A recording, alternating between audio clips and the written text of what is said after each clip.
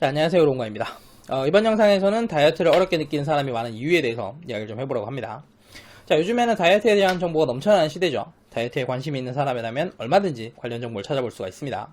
자, 그러면 다이어트를 하는 것 자체는 좀 힘들다고 하더라도 다이어트를 어떻게 해야 되는지, 그 방법은 쉽게 이해가 돼야 되는데 다이어트를 어떻게 해야 되는지 모르겠다, 혹은 다이어트가 복잡하고 어렵게 느껴진다 라고 하는 사람은 상당히 많이 있습니다.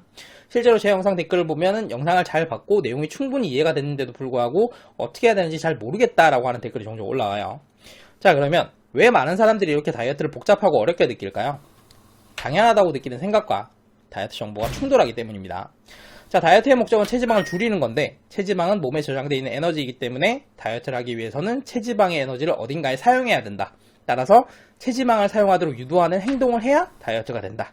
이게 많은 사람들이 가지고 있는 다이어트에 대한 가장 기본적인 생각입니다. 대부분의 사람들은 이 생각이 당연히 맞다고 여기고 있죠. 자, 그런데 다이어트 정보들은 이런 생각과 정면으로 충돌을 합니다. 자, 체지방을 사용하도록 유도하는 행동은 여러 가지 종류가 있는데 가장 대표적인 게 식단입니다. 사람이 살아가기 위해서는 뇌가 생각하고 심장이 뛰고 폐가 호흡을 해야 되죠. 이 과정에서 매일 칼로리가 소비가 되고 있는데 만약에 먹는 음식의 양을 줄여서 음식으로 얻는 칼로리가 이것보다 부족해지게 되면 부족한 칼로리만큼을 체지방이 대체할 것이다. 따라서 음식을 적게 먹으면 적게 먹을수록 체지방이 더 많이 줄어들 거다. 이런 생각 때문에 다이어트를 할 때는 배가 고픈데 억지로 참기도 하고 음식을 먹더라도 칼로리가 낮은 저칼로리 음식을 먹는 경우가 많습니다. 자, 그런데 저칼로리 식단 같은 경우에는 굶주림 반응이 생긴다는 문제가 있죠.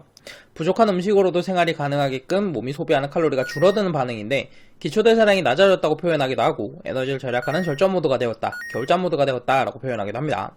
자, 이렇게 몸이 소비하는 에너지가 줄어들게 되면 적게 먹어도 살이 빠지지 않게 되고 약간이라도 음식을 더 먹으면 더 쉽게 살이 찌는 상황이 되어버립니다. 실제로 이것 때문에 저칼로리 다이어트를 하면 요요가 오는 경우가 대부분이죠. 자, 그래서 저칼로리 다이어트는 좋지 않다, 음식을 먹으면서 다이어트를 해야 된다라는 다이어트 정보가 있습니다. 자, 그러니까 체지방을 사용하도록 유도하기 위해서 음식을 적게 먹는 행동을 해야 된다고 생각을 했는데 그렇게 하면 악영향이 나타나니까 하지 말라는 다이어트 정보가 있는 거예요. 여기서 수많은 의문이 생기게 됩니다. 음식을 부족하게 먹으면 살찌기 쉬운 몸이 된다고? 그러면 음식을 충분하게 먹어야 되나? 그런데 음식을 충분하게 먹으면 에너지가 부족하지 않고 에너지가 부족하지 않으면 체지방을 사용할 필요가 없지 않을까?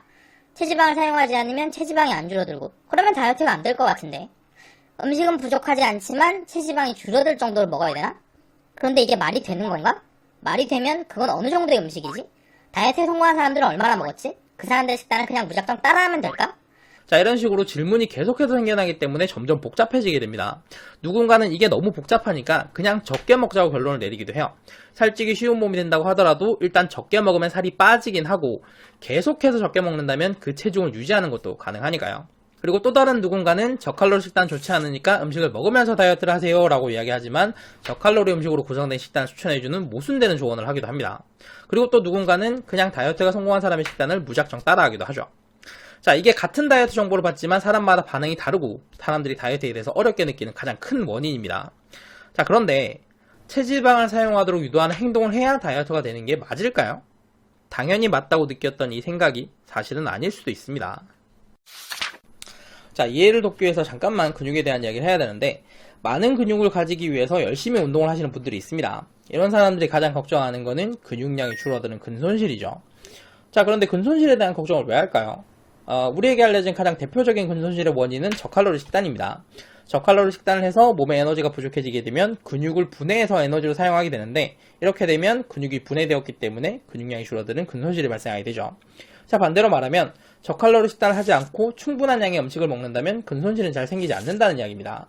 실제로 근육량이 평범한 사람 같은 경우에는 저칼로리 식단을 장기간 하지 않는 이상 근손실이 잘 생기지가 않아요. 자, 그런데 근육량이 평범하지 않고 많은 사람 같은 경우에는 이야기가 조금 바뀌어요. 근육량이 많은 사람 같은 경우에는 충분한 양의 식사를 하더라도 근손실이 생기는 경우가 있습니다. 운동을 하지 않고 쉬는 경우에요.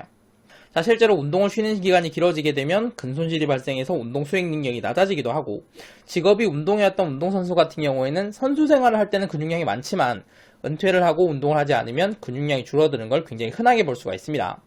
자, 그러니까 몸에 근육이 많은 사람 같은 경우에는 근손실이 생기는 어떤 행동을 해서 근손실이 생기는 게 아니라 애초에 몸에 근육이 많이 생겼던 원인인 운동을 하지 않으면 근손실이 생긴다는 거죠.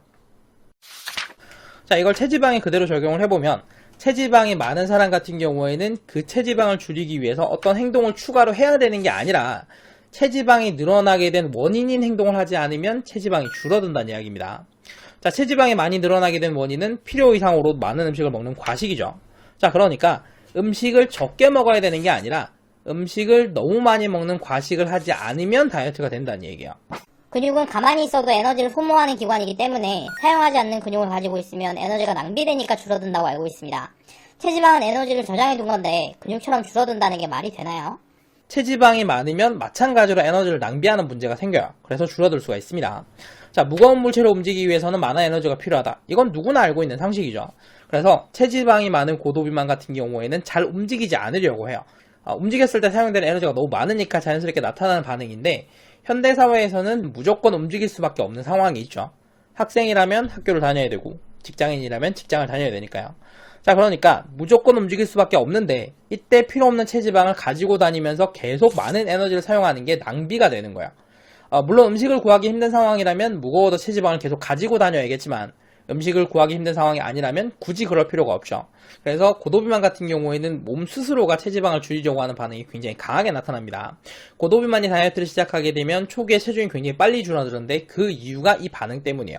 자, 반대로 체중이 정상 체중에 가까워지게 되면 체지방이 잘 줄어들지 않게 되는데 몸 스스로가 체지방을 줄이려고 하는 반응이 점점 약해지기 때문입니다. 그러면 줄어드는 체지방은 어디로 가는 거예요? 그냥 없어지진 않을 거 아니에요? 에너지로 사용됩니다. 제가 예전에 만든 영상으로 살찌는 음식과 살 빠지는 음식 구분법이라는 영상이 있는데 그 영상에서 영양소의 함량이 높으면서 소화 흡수가 빠른 음식이 살찌는 음식이라고 했었죠. 이런 음식은 인슐린 호르몬을 필요 이상으로 많이 분비시키는데 인슐린은 지방을 체지방으로 저장하고 혈당을 낮추는 효과가 있기 때문에 필요 이상으로 많이 분비된 인슐린은 저장하지 않아도 되는 지방을 체지방으로 저장해서 살이 찌게 만들고 에너지로 써야 하는 지방이 체지방으로 저장되었기 때문에 음식을 충분히 먹었지만 3, 4시간 뒤에 또 배가 고프게 만듭니다. 그리고 혈당을 너무 많이 낮추기 때문에 달콤한 음식에 대한 욕구를 높이기도 해요. 자, 이런 배고픔과 달콤한 음식에 대한 욕구는 음식이 필요해서 생기는 게 아니라 인슐린 호르몬의 대량 분비로 인해서 생기는 건데 이걸 가짜 배고픔이라고 합니다. 이 배고픔에 따라서 음식을 먹으면 나도 모르게 음식을 너무 많이 먹는 과식을 하는 상황이 되죠. 자, 이런 음식의 섭취를 줄이게 되면 식욕이 정상으로 돌아오기 때문에 과식을 하지 않을 수 있게 돼요.